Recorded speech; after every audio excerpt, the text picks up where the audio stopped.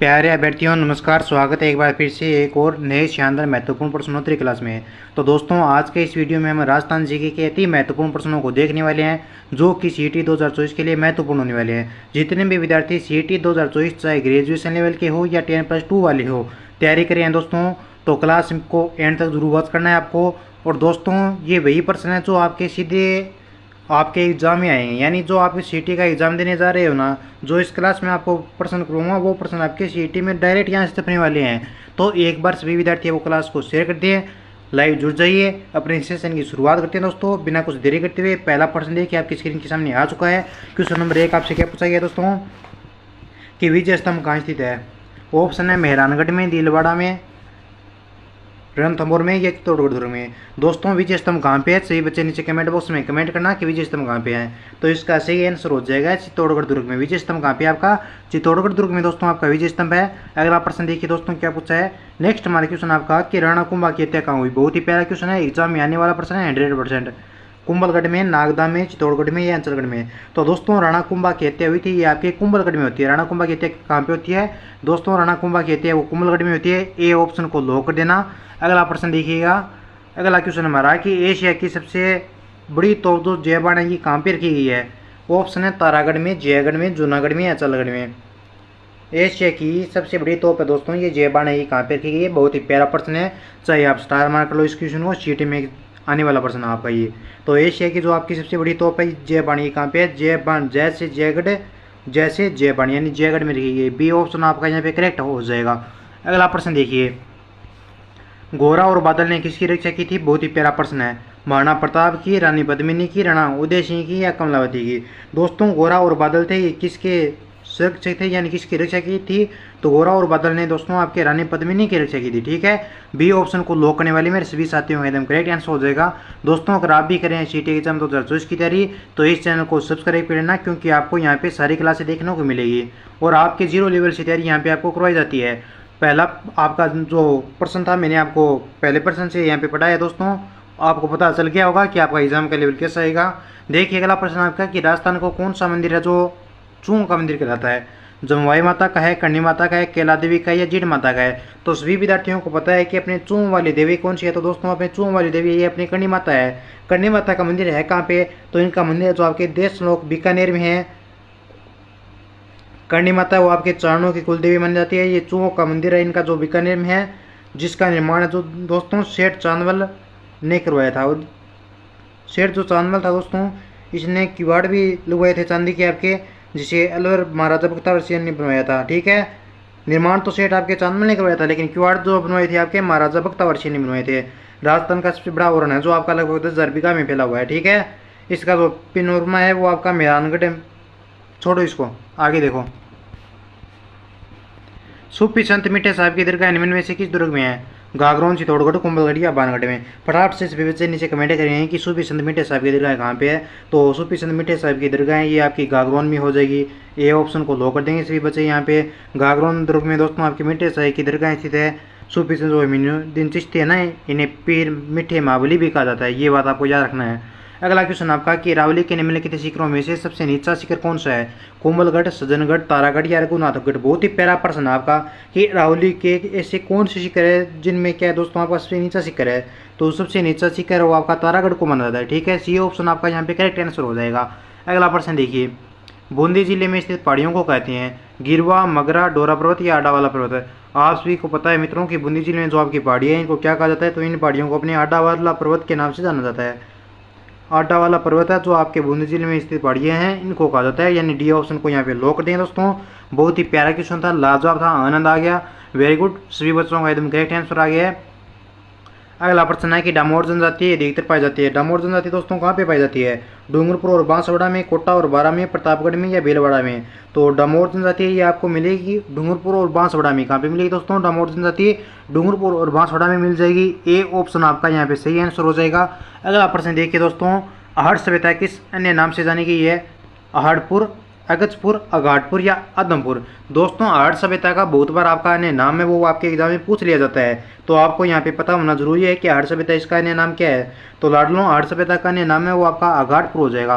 आठ सभ्यता को अन्य किस नाम से जाना गया है, तो अगाटपुर के नाम से जाना गया, यानी सी ऑप्शन को अपने क्या कर देंगे दोस्तों, यहाँ पे लॉक कर देंगे। अगला सवाल देखिए दोस्तों कि भैंसरोडगढ़ से बिजोलिया के मध्य स्थित पठारा जो आपका कहलाता है। दोस्तों जो आपका भैंसरोडगढ़ से है, जो बिजोलिया के मध्य का जो आपका पठारा, वो क्या कहलाता है, ऊपरमाल, मेसा का पठार, उड़िया का पठार या बुरहाट का पठार। बहुत ही प्यारा प्रश्न आपका, लाजवाब, शानदार, अति आनंददायक आपका। भैंसरोडगढ़ से बिजोलिया के मध्य जो आपका पठार है दोस्तों, इसको ऊपरमाल का पठार कहा जाता है। कौन सा पठार कहा जाता है, ऊपरमाल का पठार कहा जाता है। ए ऑप्शन यहाँ पे आपका सही आंसर हो जाएगा। अगला क्वेश्चन देखिए कि वंशावलियों का पीढ़ी दर पीढ़ी लेखन करने वाला कौन सा वर्ग है, जांगा है, पुजारी है, महाजन है, उपरोक्त सभी है। इस क्वेश्चन में आप उलझोगे मुझे पता है, लेकिन चिंता मत कीजिए, आप उलझोगे तभी मैं आपको यहाँ पे ये क्वेश्चन करवा रहा हूँ। तो दोस्तों वंशावलियों का जो आपका पीढ़ी दर पीढ़ी लेखन होता है, ये कौन सा वर्ग कहलाता है, कौन सा वर्ग करता है ये पीढ़ी दर पीढ़ी लेखन का कार्य है, तो ये आपका करता है दोस्तों जागा वर्ग। कौन सा करता है, जागा वर्ग कहलाता है। ए ऑप्शन को लो कर दें, जागा वर्ग, ठीक है। अगला क्वेश्चन देखो, राजस्थान में पावड़ा का मतलब है लोककथा है, लोकगत है, लोकगीत है या लोक साहित्य है। मित्रों राजस्थान में पावड़ा किसे कहा जाता है, पावड़ा गीत गाए जाते हैं, आपको पता है। तो पावड़ा कहा किसे जाता है, ये भी आपको पता होना चाहिए। तो पावड़ा अपने राजस्थान में कहा जाता है मित्रों, आपके राजस्थानी शब्द है पमारा बर्च भाषा के शब्द ये मालवी से लिया गया आपका। तो राजस्थानी पावड़ा का मतलब है दोस्तों आपके लोक कथा। क्या है पावड़ा, लोक कथा है, एक प्रकार की पावड़ा आपकी, ठीक है। बी को लो कर दीजिए। आपने भोंपों को घरों पे आते हुए देखा होगा, वो आपके पावड़ा गीत गाते हैं, ठीक है। अगला प्रश्न आपका कि बूढ़ा पुष्कर, होकरा, जायल, पुरास्थल है, ये किस काल से संबंधित है। ये आपके सभ्यताओं से रिलेटेड प्रश्न आ गए हैं। नव पाषाण से है, पूरा पाषाण से है, कांस्य काल से है, ताम्र पाषाण से है। दोस्तों बूढ़ा पुष्कर, होकरा, जायल, पुरास्थल है, ये किस काल से संबंध है, तो इनका संबंध हो जाएगा आपके पूरा पाषाण काल से। किससे दोस्तों, पूरा पाषाण काल से आपका संबंध है। बूढ़ा पुष्कर का, होकरा और जायमल, इन तीनों का संबंध आपका पूरा पाषाण काल से हो जाएगा। बहुत ही प्यारे क्वेश्चन आपके दोस्तों। अगला प्रश्न है कि निम्न में से कौन सी फसल के साक्ष्य प्रागैतिहासिक राजस्थान से नहीं मिले हैं। देखिए प्रश्न को इस प्रकार से घुमाया जाता है कि आप चकाचौंध हो जाती हो। यहाँ पे देखिए प्रश्न आपसे क्या पूछा है, यहाँ पे नहीं पूछा, आपको क्या पूछा है, नहीं पूछा है कि निम्न में से ऐसी कौन सी फसल है जिसके साक्ष्य प्रागैतिहासिक राजस्थान से नहीं मिले हैं। जो, चावल, ज्वार या मक्का। तो दोस्तों प्रागैतिहासिक है राजस्थान से कौन सी फसल के साक्ष्य आपके नहीं मिले हैं, तो ये आपके मक्का के साक्ष्य नहीं मिले हैं, ठीक है। प्रागैतिहासिक काल से राजस्थान में विभिन्न फसलों के साक्ष्य प्रमाण मिले हैं, जो आपके कौन से थे, जो, बाजरा, चावल, गेहूं, सरसों, चना, ये थे आपके जो जिनके प्रमाण मिले थे।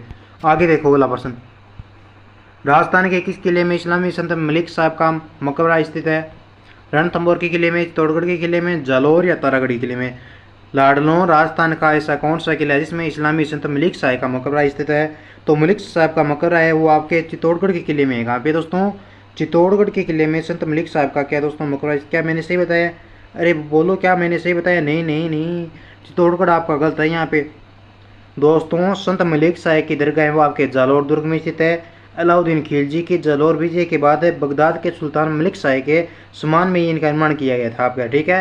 तो ये कहाँ पे हो जाएगा, मलिक शाह, इस्लाम संत मलिक शाह क्या मकबरा है आपका, ये कहाँ पे, ये आपके जालौर के किले में, ठीक है।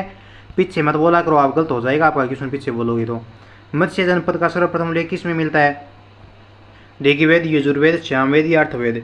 मत्स्य जनपद का सर्वप्रथम उल्लेख किसमें मिलता है, तो मत्स्य जनपद का उल्लेख मिलेगा आपको सर्वप्रथम ऋग्वेद में। किसमें मिलेगा, ऋग्वेद में मिलेगा। ये ऑप्शन आपका करेक्ट हो जाएगा। अगला क्वेश्चन देखिए, राजस्थान में पुरातत्व एवं संग्रहालय विभाग का गठन कब हुआ, 1952, 53, 49 या 50 में। फटाफट से कमेंट करना, इसका क्या हो जाएगा। राजस्थान में पुरातत्व एवं संग्रहालय विभाग का गठन कब हुआ दोस्तों, तो इसका गठन हुआ आपके 1950 में। डी ऑप्शन को लो कर देना। लगभग जो आपके गठन हुए हैं लगभग वो आपके 1950 से लेकर 1960 के मध्य में हुए हैं। अगला प्रश्न देखो, विजयदान देथा का संबंध है लोक कला से है, लोक नृत्य से है, लोक संगीत से या लोक साहित्य है। दोस्तों विजयदान देथा ये इनकी रुचि है वो किस में थी, तो विजयदान देथा है इनका संबंध आपके लोक साहित्य से है। किससे दोस्तों, लोक साहित्य से आपके विजयदान देथा का संबंध हो जाएगा। डी ऑप्शन को लो करने वाले सभी लाडलों का एकदम सही आंसर हो जाएगा। अगला क्वेश्चन है कि छेला बाबूजी और ग्यारस की रेवाड़ी है, ये राजस्थान की किस जनजाति के प्रमुख मेले हैं दोस्तों, कंजर, सहरिया, डामोर या सांसी। तो ये आपके डामोर जनजाति के दोस्तों आपके प्रमुख मेले हैं। अब एक बात ध्यान से सुना कि जो भी विद्यार्थी सीईटी एग्जाम 2024 की तैयारी कर रहा है दोस्तों, अगर आप इस चैनल पे पहली बार नए जुड़े हैं तो चैनल को सब्सक्राइब कर लेना, प्लस में बेल आइकन घंटी को ऑन कर लेना, ताकि यहाँ पे सीईटी के एग्ज़ाम की जो भी आपकी यहाँ पे क्लास डाली जाए वो आपके पास पहुँच जाए। दोस्तों आपके कम समय में एकमात्र राजस्थान के इस चैनल पे बहुत सारे क्वेश्चन आपके कम समय में तैयार करवाए जाते हैं, ताकि आपका सीईटी के एग्ज़ाम में आसानी से सिलेक्शन हो जाए, ठीक है। ग्रुप के अगर नंबर चाहिए आपको तो कल वाली क्लास से आपके ग्रुप के नंबर मिल जाएंगे अगर आपको सीटी ग्रुप में ज्वाइन होना है तो। ठीक है, अब मिलेंगे अगले वीडियो में, तब तक टाटा बाय टेक केयर, जय हिंद जय भारत।